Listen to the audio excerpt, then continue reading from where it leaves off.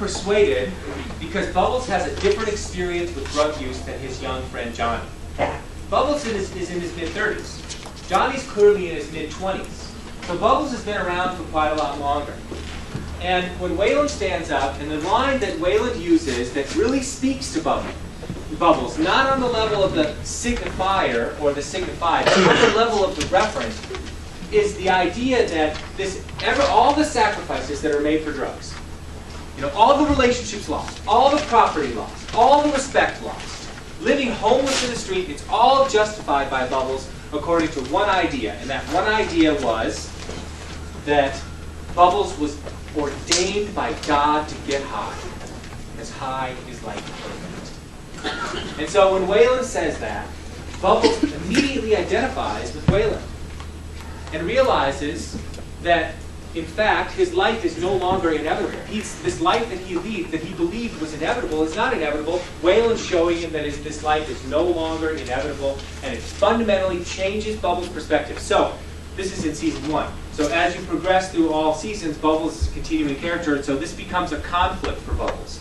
and that is his ability to get off the drugs. And so by season 5, you'd have to watch it to find out whether or not he does. But he's constantly trying to get off drugs. But it all starts here with this persuasive speech that was given by Wayland, and the ability of Wayland to identify with Bubbles on the level of the referent, not on the level of the signs. And we know that's true because Bubbles' persuasion, Bubbles being persuaded, is in distinction to his friend, Johnny, who's not persuaded by the words. Both of them know what the words mean. Both of them could even talk about the denotative definitions, but they have different connotative definitions, and that's what makes the difference between the two of them. Does that make sense? And so in many cases, when you're going to persuade your audience, the thing you need to do is you need to speak to your audience on the level of their reference. Because then it'll feel, from your audience's perspective, as they're sitting there, they will feel like you are talking to them personally. Like you are the only two people in the room. And that's what you need to do when you're giving a speech. This is the way that politicians convince us to vote for them and send them money. Is they convince us that they are talking just to us, right? Why did we vote for Obama? Why did many of us vote for Obama? In America in general, not me personally, but in America in general. Because he gave us two beautiful, what are called condensation symbols. And we could just fit ourselves right into those symbols. What are they? And hope, right? Hope and change. Obama gives us hope and change, right? So as he's running in 2008, he says to America, vote for me, I represent hope and change. Well, hope means something different to me than it does to another person. Hope means something different to a progressive Democrat than it does to a moderate Democrat, than it does to a moderate Republican, than it does to a libertarian frustrated with the way Washington works. All of them have a different experience. But when Obama is speaking to them and he says hope and change, we infer that he's talking just to us. And politicians do it all the time. Now that's what Obama says, right? On the right, we have a different word that's used for condensation, and that's freedom. What is freedom? Different people have different definitions of freedom. Ron Paul has one definition of freedom, which is different than former President Bush's. Ron Paul would say you should never, ever violate somebody's civil liberties in pursuit of the war on terror. Whereas Bush would say it's okay to violate civil liberties. They have a different idea of freedom. Bush says it's freedom from fear of terrorists, whereas Ron Paul says freedom from fear of the government, right? And so you've got these different perspectives, yet both use the same word, a condensation symbol. Wow, that's not what I wanted. So condensation symbols have powerful but varied meanings to various people in various situations. Now, not all of you are politicals. How many people watched the Republican presidential debate last night? It was interesting. I fell asleep like right at the end. Yeah, I do too sometimes. Did you watch the other debates? No, this is like the first one actually that I've watched. Okay. I always watch the debates. I want to know what the candidates stand for. And it's an important marker of how the candidates are doing and how viable they are. But not many of you watch the debates, and that's fine. So I want to use a different condensation symbol so that those of you for whom the political examples worked, great, you've got it, you understand condensation symbol. Let's go to love, right? Love is another condensation symbol. It's a word that has many different meanings to many different people, right? If I say I love ice cream, or I love my buddy who I go canoeing with, that's a different kind of love than when I say I love my wife, right? Different kinds of love. And yet, we only have one word for that in the English language. We use the same word, love, in both cases. Of course, I'm bracketing like a Brokeback Mountain situation with respect to canoeing with my friend. Inside joke. We have the same reference for what Brokeback Mountain means. Okay. So, condensation symbols have powerful and varied meanings. Let's talk about the different meanings of love. You see, the Greeks believed that you could persuade people with 3 different kinds of artistic proofs, and they were, are, logos, ethos, and pathos, right? You could convince people with words. You could convince people with emotion. You could convince people with your reputation. Logos, words, emotion, pathos, reputation, ethos, right?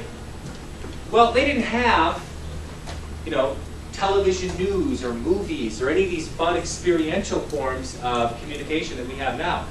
Everything had to be communicated in words. And so they had for many concepts that are very important to society, they had more varied meanings than we have. So love, for example, for them, had 6 different meanings, right? You have 2 different kinds of loves, according to the Greek, the primary and the secondary. You've got your eros, your sexual, spiritual, or emotional love. This is the kind of excitement that you feel when you're sexually attracted to another. You have storge, which is just friendship. It's like the love that you have when you're just hanging out with somebody that might end up turning into like a committed relationship. You have ludus, which is playful love, what we would call clubbing. Is that spelled right, clubbing? I thought maybe it should have 2 B's. It does have 2 B's, doesn't it? Because right now it's clubbing. Because the U is long. But I looked at it, I'm like, that doesn't look right. It can't have 2 B's, can it? Anyway, so like playful love is clubbing. It's like, hey, I'm just like playing the field, I'm just dating, you're just hooking up or whatever. So that's ludus, that's that kind of stuff. Then you've got pragma. These are the very intentional people, the ones who like want to have a relationship where the partners can be part of a good team. These are the online daters who screen out anybody who doesn't like fit their socioeconomic status or their particular likes or dislikes, etc. Then you've got mania. Mania is the dangerous kind of love. It's the combination of the sexual excitement in combination with playful love, and so you basically, it's like playing with a piece of a stick of lit dynamite. It's like, hey, look at it, isn't this fun? I'm just going to play with this a little bit, but indeed it can get sort of nasty. Eminem, I think, sings a lot about this. And then there's agape love, which is the ideal kind of love. This is the love that God has for His people. This is eros plus storge. Well, actually, I don't know if it's eros. Agape is also used in the original New Testament to describe the love and whatever. Anyway, eros and storge is selfless love. And this is the ideal kind of love that many people want for a marriage. You want to be both sexually attracted to your partner, that is spiritually, emotionally, or sexually attracted to your partner, while at the same time also having an intense sense of compatibility and a true sense that you place their interests over your own interests, right? So there's this concept of love, and all these different manifestations of love, and presumably these manifestations resonate with our experience. Now, I just mentioned these, but these are the kind of things you might learn in an interpersonal class. All these different kinds of love and the different ways to explain, predict, and control those different kinds of love, which is what they were doing in interpersonal communication class. But the point is that when we say, I love you, we may mean totally different things. One person, when they say, I love you, could mean, I want to have sex with you.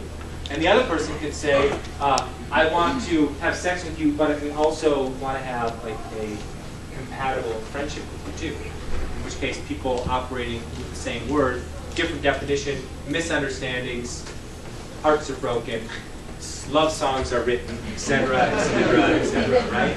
And so, one of the studies that I've always wanted to do, which is something you can do if you're a UK Communication Studies scholar, is I've always wanted to content analyze popular music to find out what kind of love they're talking about.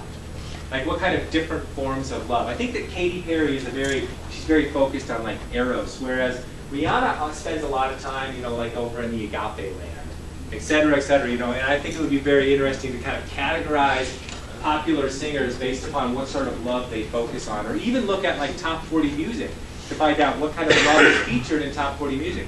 If you believe that these songs become a model for our own relationships, then it is interesting to see how it is that, you know, our models are being defined. So I also, freedom, hope, and change are also polysemous condensation symbols. So you get the idea. We have to understand what our words mean. The meaning of words matters. We have to understand what they mean in terms of the signified. We also have to understand what they mean in terms of the connotation that they are provided to, they provide for your audience. That is, what sort of images or experiences do they conjure up in the minds of your audiences?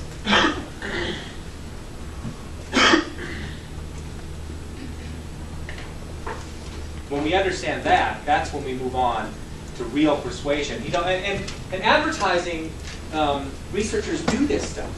They have focus groups where they'll sit down and they'll say to somebody, we're just going to talk about